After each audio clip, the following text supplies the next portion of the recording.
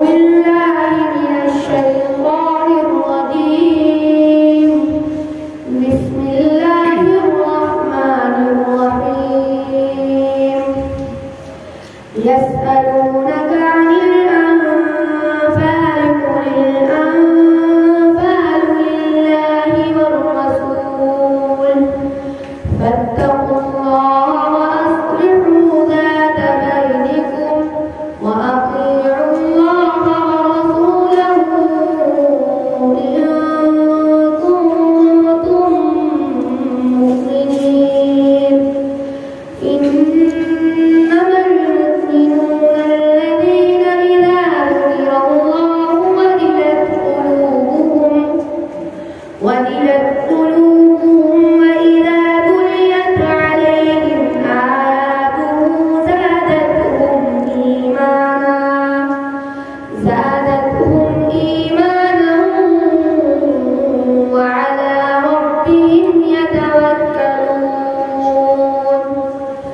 الذين يقيمون الصلاة ومما رزقناهم ينفقون أولئك هم المؤمنون حقا لهم درجات عند ربهم ومغفرة ورزق كريم. كما أخرجك ربك من بيتك بالحق وإن فريقا من المؤمنين لكارهون يجادلونك في الحق بعدما تبين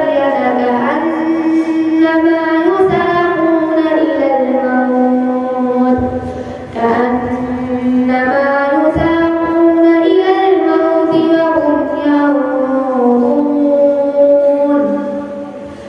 وإذ يعدكم الله إحدى الطائفتين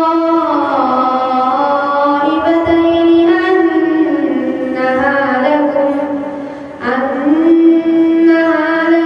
وتودون أن غير ذات الشوكة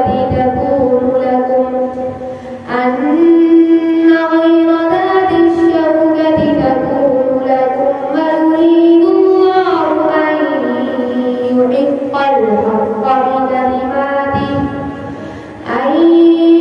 يحق الحق بكلماته ويقطع دابر الكافرين ليحق الحق